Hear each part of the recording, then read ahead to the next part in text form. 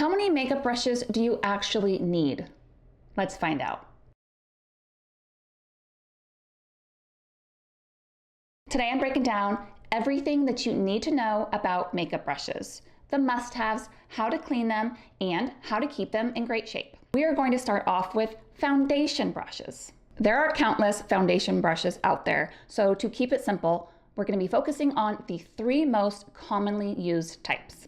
We're going to start off with the dome-shaped brush. This one is perfect for liquid and cream foundations. Apply your foundation using gentle circular motions. The one that I use most often is by IT Cosmetics, and it is their airbrush blurring foundation brush, and it's my personal favorite because it gives a beautiful natural airbrush finish. Next up, the flat top kabuki brush. The best way to use this one is to first press and pat the foundation onto your skin and then blend it out using circular buffing motions. If you're looking for more coverage, this brush is for you because the dense flat bristles give you more coverage and allow you to have more control over the product. This is honestly a workhorse brush that many makeup artists consider absolutely essential. A little pro tip if you have sensitive skin. Do not use your foundation brush and put the foundation over your eyelids. Because if you are somebody that uses actives or like a vitamin C, your eyelids are very sensitive, so it can cause irritation. So leave that for your concealer brush. Number 3, the Beauty Blender. Not technically a brush, I know. These are super popular because they give you a flawless natural finish and blend seamlessly without worrying about brush strokes. Personally, I love using mine for detailing my under eye concealer. It gives you a creaseless finish. I also love it for marrying cream products together, like your foundation into your blush or your foundation into your concealer. Make sure to dampen your sponge first and squeeze out any extra water. The best way to use this is to press it and bounce it onto your skin. The damp sponge prevents your foundation from looking cakey and also keeps it from soaking up all the product. Next up, we have concealer brushes. There are 4 common types of concealer brushes: flat, cat paw, dome, and tapered, each serving their own purpose. We're going to start off with the flat concealer brush. This is best for spot concealing blemishes or applying product with precision. It is perfect for placing product exactly where you want it before blending. It's ideal when you want fuller coverage in specific areas. Number 2, the cat paw concealer brush. It's slightly curved and dense, shaped just like a little cat paw. It's perfect for pressing and blending product under your eyes while giving you that smooth airbrush finish without tugging on delicate skin. Number 3, the dome concealer brush. This brush is best for blending those hard to reach areas like the inner corners of your eyes, your eyelid, or around your nose. They come in either dense or fluffy textures, so you can choose based on how much coverage you want. Pro tip with any brush: go for a fluffy brush if you want lighter coverage and a more diffused look, or a denser one for fuller coverage and more control. Number 4, the angled concealer brush. This brush mimics the shape of your fingertips. It's ideal for applying and blending concealer or foundation around the natural contours of your eyes, nose, lips, and brows. Basically, wherever you need precision and control. Moving on to powder brushes. These come in small, medium, and large and are super fluffy. They are usually used for setting powder, bronzers, and highlighters. Here's the technique for these brushes. Swirl your brush into the product, tap off any excess, and apply with sweeping motions across your face. Remember, the fluffier the brush, the lighter the application. So if you want more coverage, go with the denser brush. And if you want that soft, barely there finish, go with the fluffiest one. Next, we have the triangle puff. These are best for pressing powder into the skin rather than sweeping it on, which gives you better coverage and longevity. The triangle shape is especially great for getting under the eyes and into those tight spaces around your nose. They're also perfect when you want that blurring effect because of the pressing motion. It really packs the powder in. Choose this if you want to remove any shine from your face. For best results, use a patting motion instead of dragging.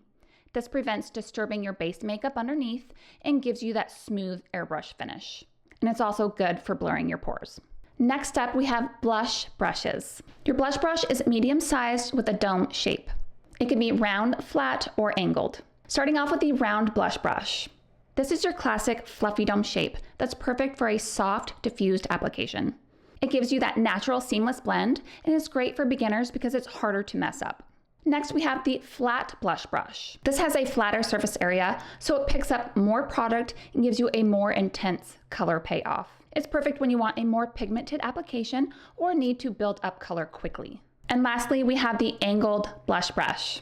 This one follows the natural contours of your cheekbones perfectly. The angled shape makes it super easy to apply blush in the right spot and then blend it upward for that lifted effect. It's also great for contouring because you get more precision and control. For best results, always start with less product and then build it up gradually. Next up, we have your highlighter brush. Your highlighter brush has a small, fluffy fan shape that's perfect for subtle light application. This lightweight shape helps you avoid over-applying and gives you a natural glow. Before moving on, if you have found this video helpful so far, please consider giving it a thumbs up. It's the little things that help my channel grow, and I really do appreciate it. Next up, we have eye brushes. There are a billion eye brushes out there, but let's just talk about the most common ones and the ones that you will actually use. Number one, the flat eyeshadow brush. This brush is flat and dense and usually comes in small and medium sizes, making it perfect for packing eyeshadow onto your lid. You're going to want to pat the shadow on for maximum payoff. For even more intensity, you can lightly dampen your brush before applying. And honestly, your fingers work great too, especially when you want that bold, high impact color on your eyelids. Number two, we have the blending brush. This fluffy dome-shaped brush is your best friend for blending eyeshadows into the crease and softening any harsh edges. Use it in a windshield wiper motion through the creases or anywhere that you want to soften the eyeshadow. It's also a good idea to keep a clean blending brush on hand to help diffuse any harsh lines when using multiple colors. I definitely recommend having two in your collection. Number three, the detail brush. Small with a pointed or dome-shaped tip. This is your go-to for precision detail work on both your upper and lower lash line. It's also perfect for defining those outer corners or smudging shadow right along your lashes for that smoky effect without looking overdone. It's also amazing for adding that pop of highlight to the inner corners of your eyes, which instantly makes your eyes look brighter and more awake. Number four, the precision crease brush. This one's all about targeted application and blending in smaller areas. Use it to deepen your crease with darker shades and to detail the outer corner or the outer V for a lifted, elongated eye shape. It's also very useful when you want to smudge and smoke out your eyeshadow. This brush gives you more control than larger brushes, so you can build intensity gradually. Number five, the flat angled brush. This brush is exactly what it sounds like, thin, flat, with an angled edge. It's great for both brow definition and creating a soft eyeliner look. You can use it for both cream and powder products. Use it with powder when you want a soft eyeliner effect instead of a harsh line, or use it to apply your brow powder with precision. You can also use it to define and perfect your liquid eyeliner. And lastly, we have the lip brush. This one's all about precision and control. It's perfect for defining your edges and creating that crisp Cupid's bow.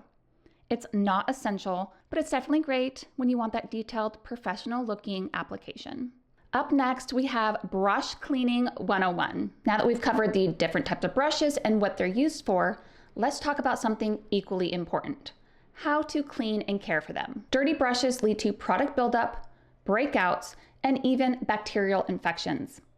And nobody wants that. So how often should you be cleaning your brushes? The average person should be deep cleaning their brushes about 1 to 2 times per month.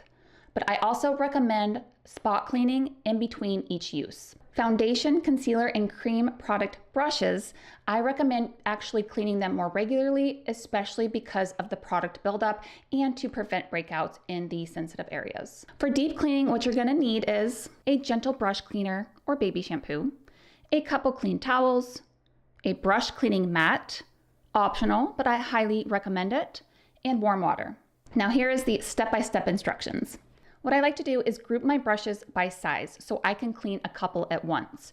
Unless it is something that I use for cream products like my foundation or my concealer brushes that are super heavily loaded with cream products, I will actually clean those by themselves just to make sure that I can actually get all of the product buildup out of it. Wet the bristles under warm water. Make sure to keep the ferrule, which is the metal part of the handle, and the handle dry. Apply cleaner to the cleaning mat, or you can use the palm of your hand. Swirl the brushes gently to lather, and rinse until water runs clear. Repeat those steps if necessary. Make sure to squeeze all of the excess water out before laying them on the towel. Spot cleaning between uses helps prevent product buildup and bacteria. especially with cream products.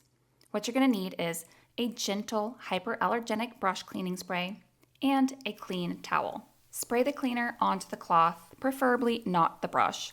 Swirl the brush onto the cloth until clean.